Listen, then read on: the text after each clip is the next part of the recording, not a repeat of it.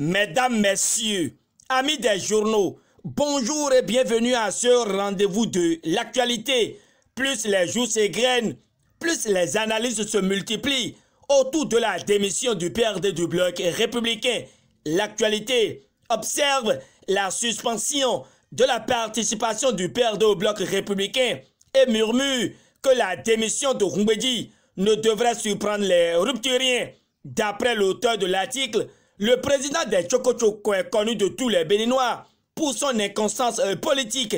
Le confrère précise que depuis 1990, Rumbedi s'est illustré par une série de démissions et de défections, ayant souvent pris l'allure d'une trahison politique instaurée en mode de conduite.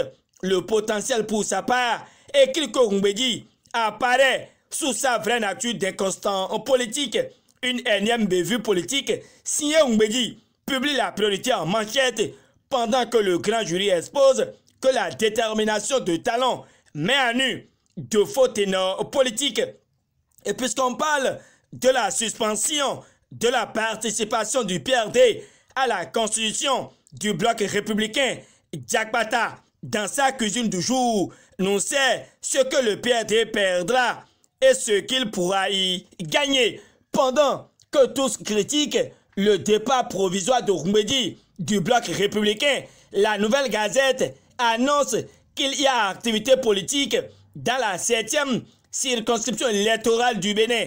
De ses secrets, le journal de Gabin Assagba proclame que Kora Gounou Zimé peindra Kalalé aux couleurs du bloc républicain ce week-end.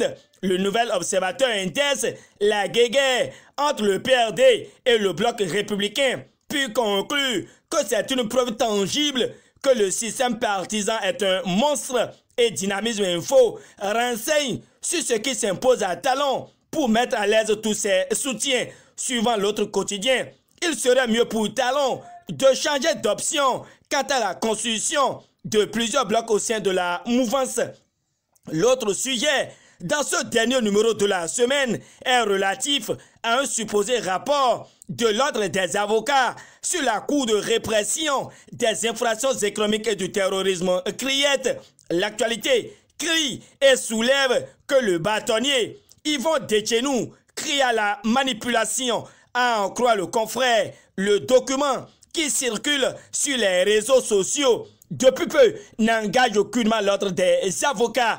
Même son de cloche par fraternité qui s'appuie aussi sur les propos de Yvon Dechenou au sujet de la polémique sur une étude réalisée sur la criette. Ce n'est pas digne de l'ordre des avocats que ce rapport soit diffusé par des procédés inacceptables, affiche le quotidien de Ménotin en manchette avant de céder sa place à l'autre vision qui s'exclame et soulève qu'il s'agit d'une pure manipulation. Déjà, l'on peut retenir, selon l'auteur de l'article, que l'ordre des avocats dénonce et condamne de tels actes. Le nouvel observateur donne sa touche à cette actualité relative au rapport de l'ordre des avocats du Bénin sur la criette et veut comprendre ce que cache la volte-face du bâtonnier Yvon Dechenou. En attendant de trouver la réponse à ce questionnement, le Nokwe propage que les ministres continuent de plancher devant la commission budgétaire de l'Assemblée nationale. Oui, c'est vrai. Et le progrès étale que le ministère de l'Agriculture, de l'Élevage et de la Pêche propose 59 milliards 751 millions 827 000 francs CFA pour booster le secteur agricole. Le même journal indique que c'est un budget de 63 milliards qui est prévu pour le ministère des Infrastructures et des Transports, pendant que celui du secteur de la santé tourne autour de 63 milliards 610 millions de francs CFA.